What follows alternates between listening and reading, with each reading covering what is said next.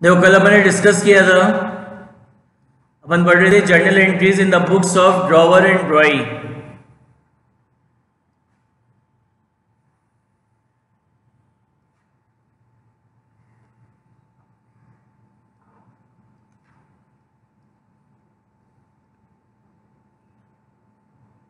Journal entries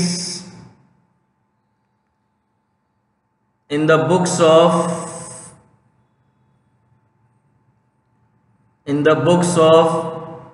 drawer मतलब X। उसके बाद journal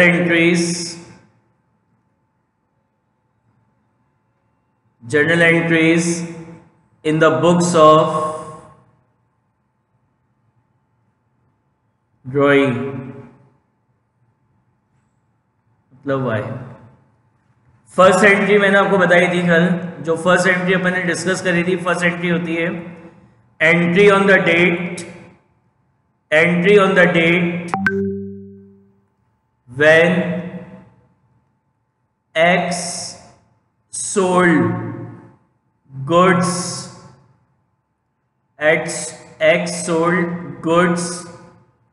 to Y on credit। तो X के यहाँ पे जर्नल एंट्री होगी क्रेडिट सेल की, तो क्रेडिट सेल की एंट्री होगी X account debit to sales account, और Y के यहाँ पे एंट्री हो जाएगी purchase account debit to Y account. फिर सेकेंड एंट्री मैंने आपको बताई थी, सेकेंड एंट्री अपन ने पढ़ी थी when bill is drawn, bill को ड्रॉ करने की entry when bill is drawn. तो बिल को ड्रॉ करने की एंट्री अपन ने पढ़ी थी bill receivable account debit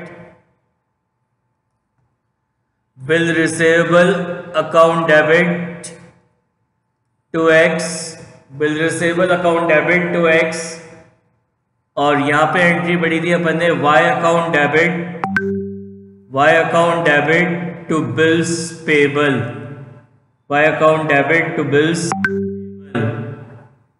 sir हाँ सर, बिल्स रिसीवेबल और बिल्स पेबल कौन से नेचर के होते हैं?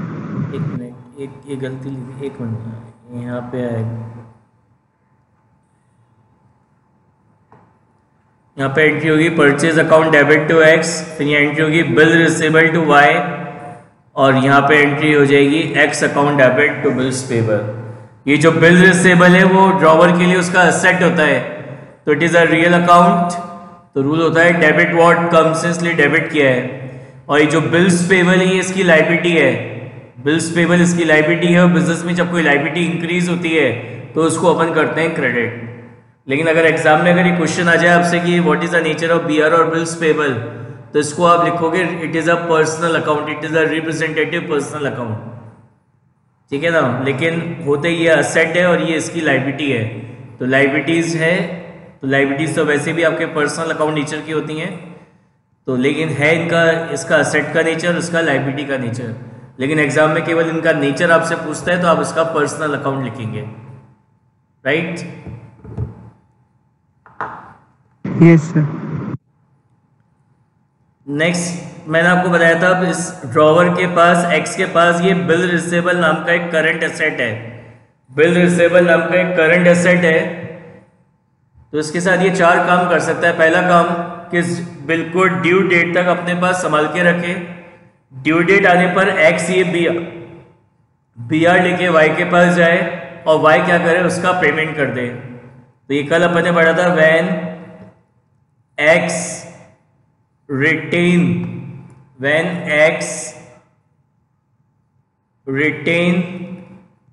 the bill till the due date कि X ने ड्यू डेट तक इस बिल को अपने पास संभाल के रखा। ड्यू डेट आने पर X ये BR लेके Y के पास गया और Y ने क्या करा, इसका पेमेंट कर दिया। तो यहाँ पे एंट्री क्या होगी, कैश या bank account debit to bill receivable account और ये यहाँ पे क्या कर रहा है, अपनी ये जो बिल्स पेबल नाम की इसकी लाइबिलिटी है, ये इसका पेमेंट कर रहा है। तो एंट्री हो जाएगी bills payable account debit, bills payable account debit to bank account. तो यहां तक अपन ने कल डिस्कस कर लिया था। यहां तक बताइए, किसी को कोई डाउट हो तो बताइए।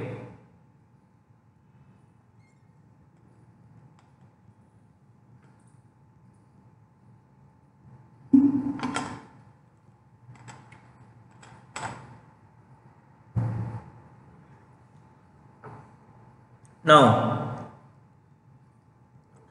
अब मैंने आपको क्या बताया, ये जो एक्स है, ये जो ड्रॉवर है, इसके पास ये बिल रिसीवेबल नाम का एक असेट है। तो इसके साथ ये 4 काम कर सकता है। पहला काम हो गया ड्यू डेट तक संभाल के रखा, ड्यू डेट आने पर ये बीआर लेके वाई के पास गया, वाई ने पेमेंट कर दिया। अब दूसरा काम समझो, जैसे सपोज करो एक्स ने वाई पे एक बिल ड्रॉ करा 3 मंथ्स का। कितने मंथ्स का? 3 मंथ्स का। अब क्या हुआ, 1 मंथ के बाद ही, 1 महीने के बाद ही, ये जब बिल ड्रॉ हुआ उसके 1 महीने के बाद ही एक्स को कुछ अर्जेंटली फंड की रिक्वायरमेंट हो गई, पैसों की रिक्वायरमेंट आ गई।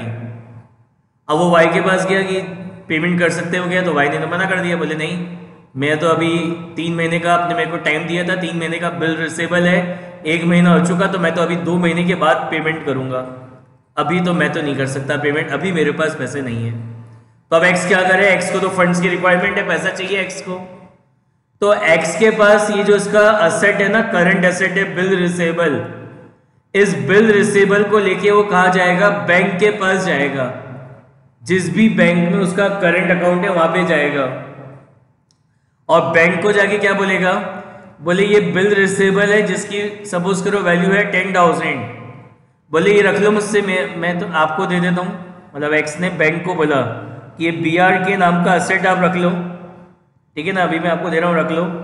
अभी आफ्टर 2 मंथ्स, अभी 2 महीने बाद इसकी ड्यू डेट आएगी, तो ड्यू डेट आने पर ये बीआर लेके किसके पास जाना, वाई के पास जाना, और वाई क्या करेगा, वाई को जब ये बीआर दिखाओगे तो वाई इसका पेमेंट कर देगा। लेकिन मेरे को आप क्या करो, अभी पैसे ट्रांसफर कर दो, अभी आप मेरे को तो अभी इसका पैसा, ये जो 10,000 रुपीज का बीआर है, मेरे को इसका पैसा आप अभी दे दो। तो बैंक बोलेगा मैं क्यों ऐसा मैं क्यों करूं, क्यों मैं आपसे एक असेट लूं बीआर 10,000 रुपए का, जिसका पेमेंट आपको तो पेमेंट मैं अभी कर दूं और मेरे को पेमेंट आज से 2 महीने बाद मिले, ऐसा काम मैं क्यों करूं।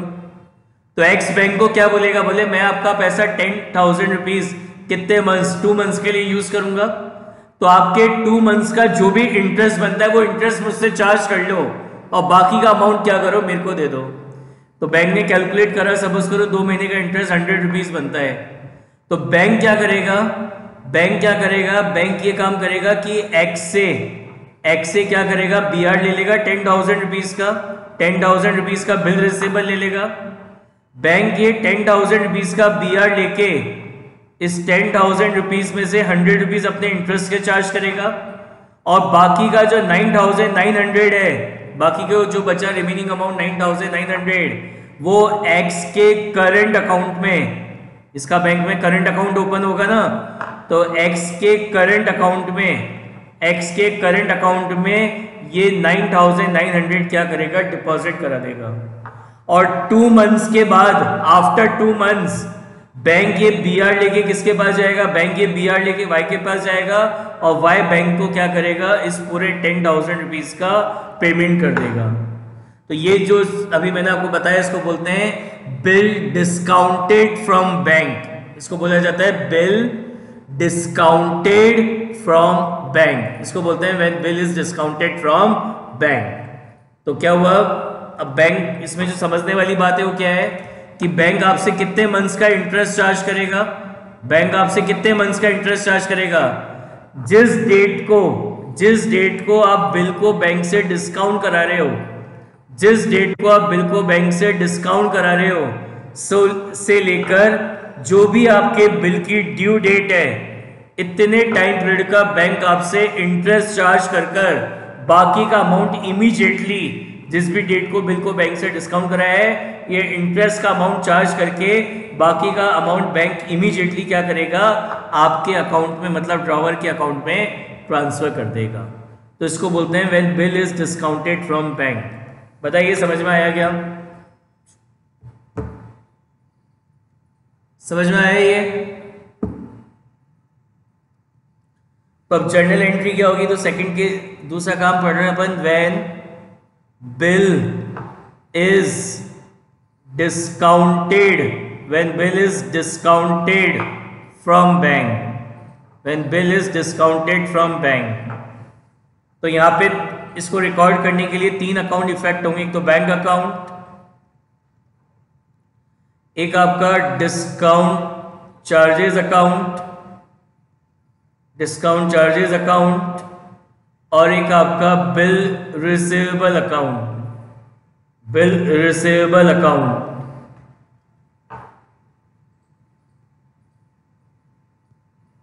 Bill receivable account. तो ये जो बैंक है, it is a personal account. Rule होता है debit the receiver credit the giver. तो जब बैंक आपके बिल को डिस्काउंट करेगा, मतलब इंटरेस्ट चार्ज करेगा जो भी बीआर का अमाउंट है, तो डिस्काउंट अपना इंटरेस्ट चार्ज करके जो भी अमाउंट है वो बैंक आपके अकाउंट में ट्रांसफर करेगा। तो इससे आपका बैंक बैलेंस इंक्रीज होगा। Bank is a personal account. Rule होता है debit the receiver credit the giver. तो आपका करंट अकाउंट आपके बैंक से पैसा रिसीव कर रहा है, डेबिट द रिसीवर। अब बैंक ने वो जो इंटरेस्ट चार्ज कर रहा है उसको अपन रिकॉर्ड कर रहे हैं डिस्काउंट चार्जेस के नाम से। उसको कैसे रिकॉर्ड किया जा रहा है? डिस्काउंट चार्जेस के नाम से। तो ये तो आपका एक्सपेंस हो गया, एक्सपेंस हो गया, तो it is a nominal account. Rule कहता है debit all expense credit all income, तो डेबिट ऑल एक्सपेंस। ये बिल रिसीवेबल आपका असेट है, तो it is a real account. Rule कहता है debit what comes in credit what goes out. तो ये बीआर आप किसको दे रहे हो? बैंक को दे रहे हो।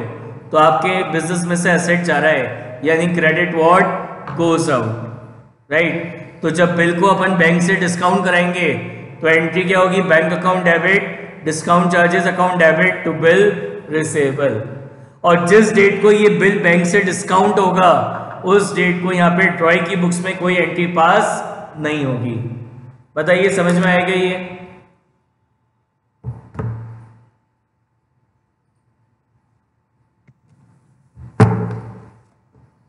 देखिए क्वेश्चन करते हैं, उससे और क्लियर हो जाएगा आपको topic.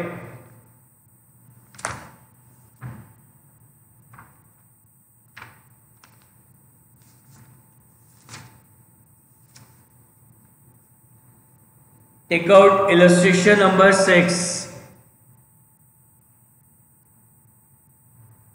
Take out illustration number 6, page number 18.12, illustration number 6।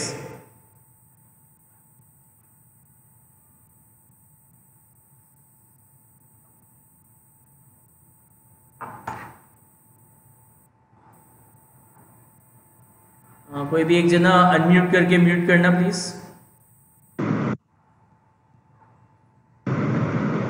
Okay, thank you.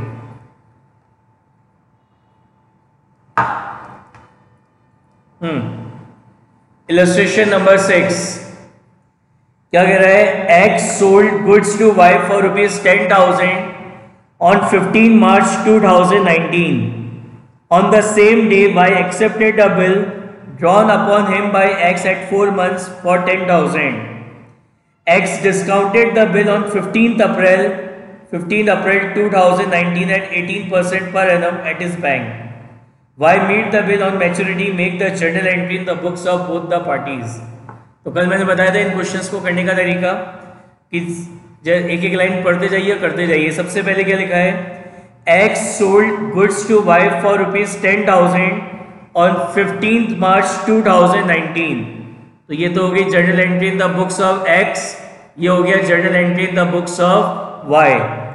तो सबसे पहले 15 मार्च 2019 को क्या हुआ है? X sold goods to Y, X ने Y को गुड्स सोल्ड करे, तो X के यहाँ पे एंट्री होगी क्रेडिट सेल की। तो एंट्री क्या हो जाएगी? Y account debit to sales account, Y account debit to sales account 10,000। और यहाँ पे एंट्री हो जाएगी 15 मार्च 2019 को परचेज करने की, क्रेडिट परचेज करने की। तो एंट्री होगी purchase account debit to X account 10,000 10,000। बताइए इन दो एंट्री में किसी को कोई doubt? Any doubt in this two entry?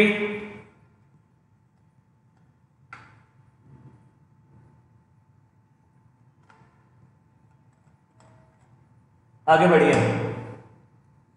On the same date Y accepted the bill drawn upon him by X।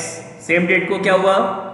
X ने Y पे एक बिल बनाया जो कि Y ने एक्सेप्ट करके वापस X को रिटर्न कर दिया। तो नेक्स्ट एंट्री अपन पास करेंगे बिल को ड्रॉ करने की। तो बिल को ड्रॉ करने की एंट्री क्या होगी? इन द बुक्स ऑफ X मतलब ड्रॉवर एंट्री हो जाएगी बिल रिसीवेबल अकाउंट डेबिट। क्यों डेबिट करा? क्योंकि बिल रिसीवेबल X के लिए असेट है, तो it is a real account. Rule कहता है डेबिट व्हाट कम्स इन। तो X के पास एक बिल रिसीवेबल नाम का असेट आ रहा है, डेबिट व्हाट कम्स इन। और क्रेडिट किसको करेंगे? Y को। तो Y is a personal account. Rule कहता है debit the receiver credit the giver. तो ये Y क्या कर रहा है? X को ये दे रहा है असेट, यानी क्रेडिट द गिवर। तो एंट्री क्या बच जाएगी? Bill receivable account debit to Y account. यहाँ पे क्या एंट्री होगी? 15 मार्च 2019 को बिल को ड्रॉ करने की दो अकाउंट इफेक्ट होंगे, एक्स अकाउंट और bills payable account. X account और बिल्स पेबल अकाउंट। तो x is a personal account. Rule कहता है debit the receiver credit the giver. तो एक्स क्या कर रहा है? वाई से ये BR रिसीव कर रहा है, डेबिट द रिसीवर। और बिल्स पेबल वाई की क्या है? लायबिलिटी है। और बिजनेस में जब कोई लायबिलिटी इंक्रीज होती है तो उसको हम क्या करते हैं? क्रेडिट। तो एंट्री हो जाएगी X account debit to bills payable account. बताइए सेकेंड एंट्री में कोई डाउट किसी को? दोनों पार्टीज की बुक्स में क्लियर है सबको? आगे बढ़िए। आगे नेक्स्ट, ये जो बिल बनाता है कितने मंथ्स का बनाता है? ये बिल ड्रॉ हुआ था 4 मंथ्स का, राइट। क्या कह रहा है? X discounted the bill on 15 अप्रैल 2019। 15 अप्रैल 2019 को X ने इस बिल को बैंक से डिस्काउंट कराया 18% पर एनम की रेट से अपने बैंक से डिस्काउंट कराया। तो बिल आपका कितने मंथ्स का था? 4 मंथ्स का। ये बिल को कब डिस्काउंट करा रहा है? 15 अप्रैल। कब बना था बिल? 15 मार्च को। ये बिल को डिस्काउंट करा रहा है 15 अप्रैल को, यानी अभी बिल में 4 मंथ्स में से कितना टाइम पूरा हुआ है बिल का? 1 मंथ का ही टाइम पूरा हुआ है। अभी कितना टाइम और बाकी है बिल की ड्यू डेट आने में? बिल की ड्यू डेट आने में 15 अप्रैल के बाद अभी 3 मंथ्स और बाकी हैं। यानी बैंक आपसे जो इंटरेस्ट चार्ज करेगा वो कितने मंथ्स का इंटरेस्ट चार्ज करेगा?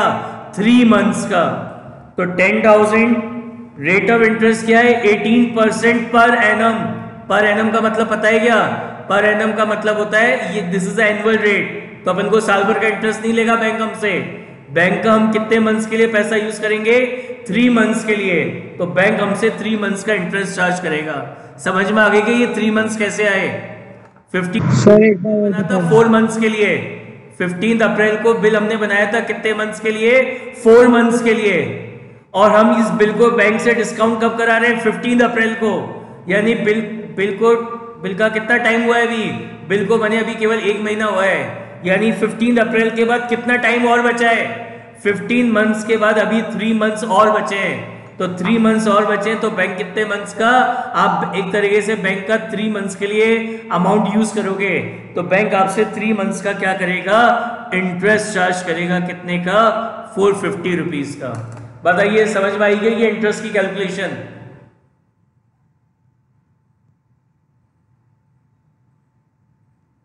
समझ में आ गई इंटरेस्ट की कैलकुलेशन? मैंने सर बैंक ने 18% इंटरेस्ट चार्ज करा है 3 मंथ्स का। Rate is 18% per annum, not 18%। Question में पढ़ो क्या लिखा है? रेट है 18% पर एनम। तो ये जब रेट के आगे पर एनम लगता है ना, इसका मतलब होता है ये जो रेट ऑफ इंटरेस्ट है ये 12 मंथ्स की है, 12 महीने की। It is rate of interest of 12 months. इसलिए मैंने इसको इंटू 3/12 करा, क्योंकि मेरे को पूरे बैंक मुझसे पूरे 12 मंथ्स का इंटरेस्ट चार्ज नहीं करेगा। बैंक कब से कब तक का इंटरेस्ट चार्ज करेगा?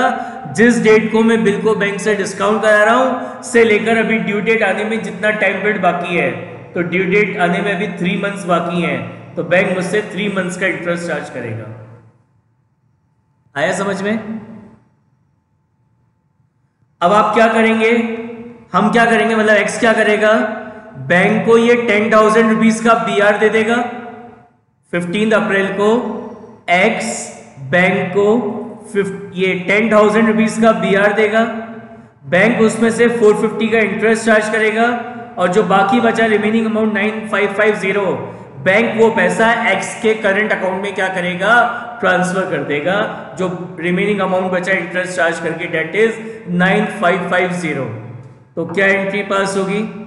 बैंक अकाउंट डेबिट, तो your bank balance will be increase by 9550। Discounting charges account debit, discounting charges account debit, bank ने कितना इंटरेस्ट चार्ज करा, बैंक ने इंटरेस्ट चार्ज करा कितने का, 450 का, और हमारे पास से बिल रिसीवेबल चला गया कितने का, 10,000 रुपीज का। तो टू बिल रिसीवेबल अकाउंट 10,000। बताइए एंट्री समझ में आई क्या 15 अप्रैल की? और जिस डेट को ये बिल को बैंक से डिस्काउंट कराएगा उस डेट को यहाँ पे वाई की बुक्स में, ड्रॉइंग की बुक्स में कोई एंट्री हम पास नहीं करेंगे। No general entry will be passed in the books of Y. अब आगे क्या हुआ,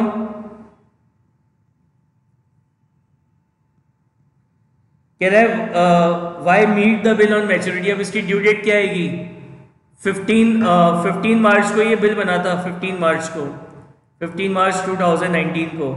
कितने मंथ्स का बना था, 4 मंथ्स का। तो 4 मंथ्स कब पूरे होते हैं, 15 मार्च से 15 अप्रैल, 15 मई, 15 जून, 15 जुलाई। तो 15 जुलाई 2019 को इसके 4 मंथ्स पूरे हो गए। अब हम इसको 3 डेज का ग्रेस पीरियड देंगे, तो कितनी आ गई, 18 जुलाई आ गई। तो 18 जुलाई 2019 को क्या होगा, 18 जुलाई 2019 को बैंक ये क्या है, बिल की ड्यू डेट है। तो ड्यू डेट पर बीआर किसके पास है, कोई बताएगा मेरे को? ड्यू डेट पर आपका बिल रिसीवेबल किसके पास है? Very good, bill due date आने पर बीआर किसके पास था, बैंक के पास। तो बैंक ये बीआर लेके किसके पास जाएगा, वाई के पास, और वाई क्या करेगा, उसका पेमेंट कर देगा। तो वाई तो अपने इस बिल्स पेबल का पेमेंट करेगा 18 जुलाई को। तो 18 जुलाई 2019 को क्या एंट्री होगी, ये बिल्स पेबल का पेमेंट हो रहा है। Bills payable is a liability, और लायबिलिटी का पेमेंट हो रहा है, मतलब बिजनेस में से लायबिलिटी रिड्यूस हो रही है, और लायबिलिटी जब रिड्यूस होती है तो उसको अपन डेबिट करते हैं। तो बिल्स पेबल अकाउंट डेबिट, और पेमेंट सपोज करो चेक से कराया वाई ने बैंक को, तो टू बैंक अकाउंट कितना, 10,000, और ड्यू डेट को एक्स के यहाँ पे कोई एंट्री पास नहीं होगी। बताइए समझ में आया क्या ये? Any doubt? Sir for grace period how much time grace period के लिए बताया ना, 3 डेज होते हैं, ये फिक्स्ड है। ग्रेस पीरियड हमेशा 3 डेज का होता है।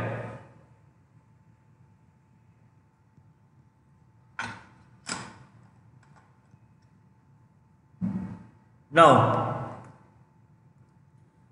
अब एक्स के पास ये बिल, मैंने आपको क्या बताया था, इसके बाद ये जो बिल रिसीवेबल नाम का असेट है, ये इसके साथ 4 काम कर सकता है। तो 2 काम तो हो गए, अब तीसरा काम सुनिए। सपोज करो ये जो हमारा एक्स है, एक्स के पास एक बिल रिसीवेबल नाम का एक असेट है, एक बिल रिसीवेबल नाम का असेट है। तो सपोज करो एक्स ने क्या करा, किसी जेड पर्सन से क्रेडिट में गुड्स परचेज करे, यानी ये जो एक्स के लिए जेड उसका क्रेडिटर हो गया। तो एक्स ने जेड को क्या बोला, बोले मेरे पास तो अभी पेमेंट देने का पैसा नहीं है, लेकिन मेरे पास ये 5,000 रुपीज का एक बिल रिसीवेबल है, मैं क्या काम करता हूं, ये रख लो, मुझसे ले लो, मैं ये दे देता हूं तुम्हें। तो एक्स ने क्या करा, जेड को ये 5,000 रुपीज का बीआर दिया, और बोला कि बोले इसकी ड्यू डेट आने में सपोज करो अभी 1 मंथ बाकी है, 1 महीना बाकी है। तो ड्यू डेट आने पर ये बीआर लेके, 5,000 रुपीज का बीआर लेके वाई के पास जाना, वाई को वो BR दिखाना, और वाई क्या करेगा उसके बदले में इसका तुम्हें क्या करेगा, इसका पेमेंट कर देगा। तो इस तरीके से जब किया जाता है, इस तरीके से जब ड्रॉवर अपना BR किसी अपने क्रेडिटर को दे देता है तो उसको बोलते हैं एंडोर्समेंट ऑफ बिल। क्या बोलते हैं उसको? Endorsement of bill, endorsement of bill. और ये जो Z पर्सन है, ये जो Z पर्सन है, इसको बोला जाता है एंडोर्सी। इसको क्या बोलते हैं हम? Endorsee.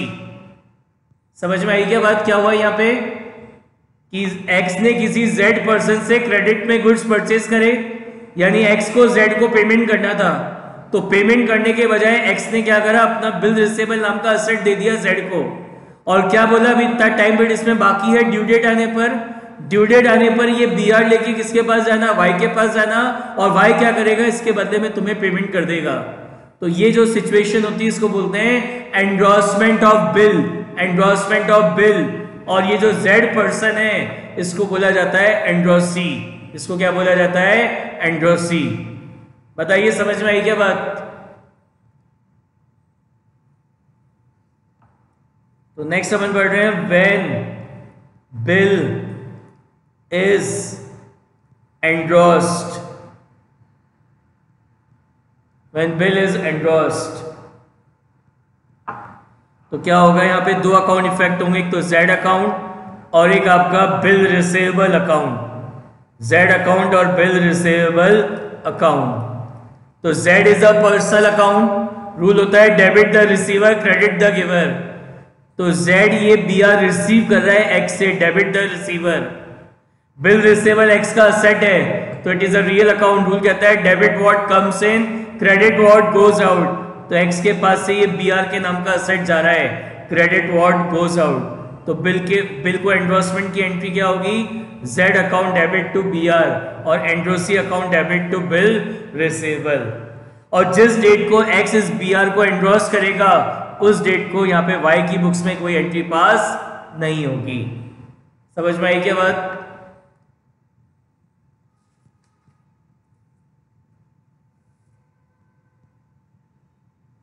Check out illustration number 7. Check out illustration number 7.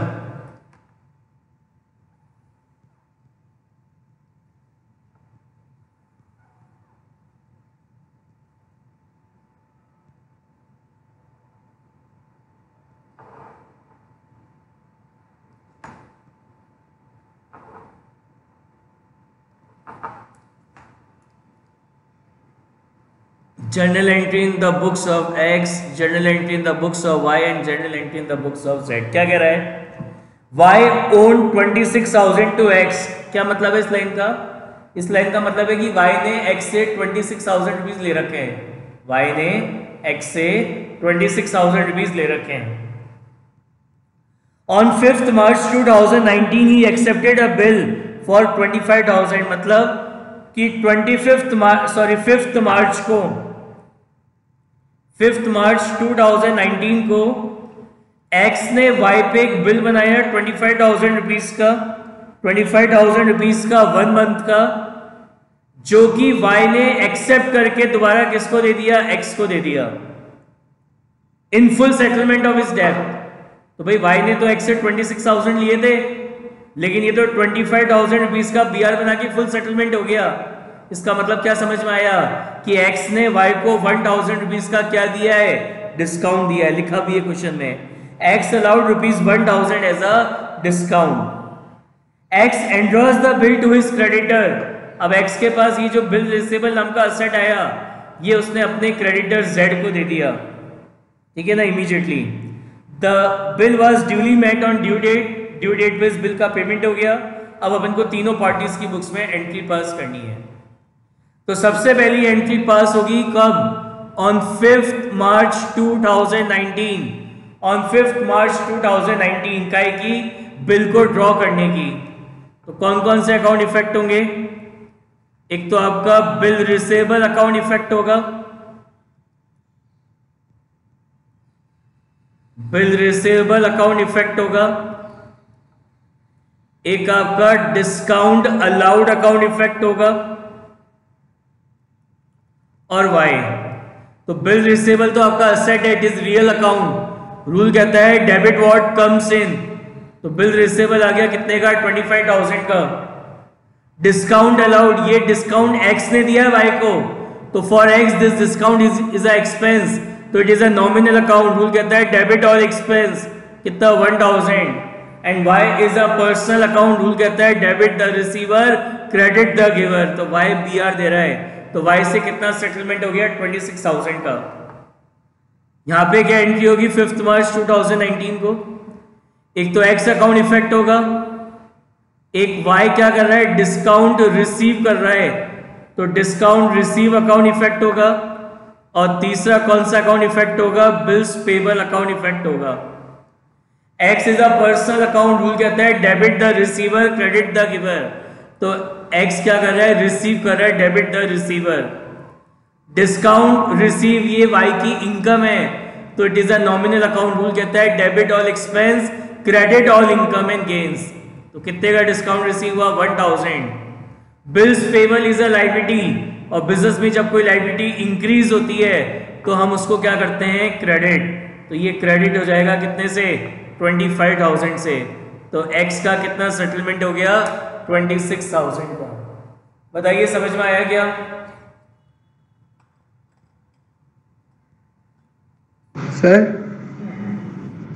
Sir जब एक्स ने बैंक को जब बिल डिस्काउंट करवाया था तो बैंक ने इंटरेस्ट चार्ज लिया था, तो सर एक्स ने क्यों नहीं लिया?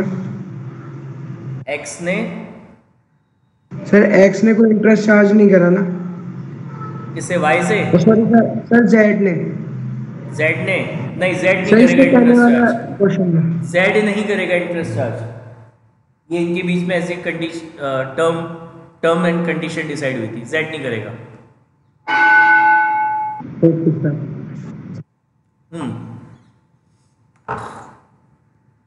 अब क्या हुआ, क्या कह रहा था आगे क्वेश्चन में कह रहा था X endorse the bill to his creditor Z immediately. X ने क्या करा, ये जो बी आर आया उसके पास, ये तुरंत उसने अपने क्रेडिटर जेड को दे दिया। तो बिल को एंडोर्स करने की एंट्री क्या होगी, Z account debit, Z B R receive कर रहा है, डेबिट द रिसीवर 25,000, और एक्स के पास से ये बी आर जा रहा है, तो टू बिल रिसीवेबल अकाउंट 25,000। इसके यहाँ पे इसकी कोई एंट्री नहीं होगी। यहाँ पे क्या एंट्री होगी 5 मार्च को, इसके पास बिल रिसीवेबल नाम का एक असेट आ गया, तो बिल रिसीवेबल अकाउंट डेबिट, कितने का असेट आया 25,000 का, और किसने दिया है, एक्स ने दिया है, तो क्रेडिट द गिवर, तो एक्स के जेड के यहाँ पे एंट्री हो जाएगी bill receivable account debit to X account 25,000। बताइए समझ में आया क्या?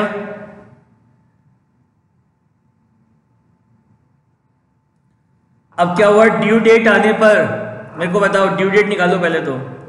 5 मार्च को बिल बना था, 5 मार्च 2019 को बिल बना था, कितने मंथ्स के लिए, 1 मंथ के लिए।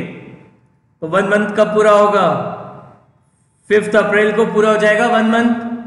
3 डेज अपन काय के देंगे, ग्रेस पीरियड के देंगे 3 डेज, तो यानी बिल की ड्यू डेट क्या आ गई 8 अप्रैल। Due date of the bill is 8 April. बताओ ड्यू डेट पे बी आर किसके पास है, ड्यू डेट पर आपका जो बिल रिसीवेबल है वो किसके पास है, वेरी गुड, किसके पास है, जेड के पास। यानी जेड ये बी आर लेके किसके पास जाएगा, वाई के पास, और वाई क्या करेगा, वाई जेड को इसका पेमेंट कर देगा। तो 8 अप्रैल को यहां क्या एंट्री होगी, ये अपने इस बिल्स पेबल का पेमेंट कर रहा है, तो bills payable account debit 25,000 to bank account 25,000। और यहां पे क्या एंट्री हो जाएगी, यहां एंट्री पास होगी bank account debit to bill receivable 25,000। बताइए समझ में आया क्या?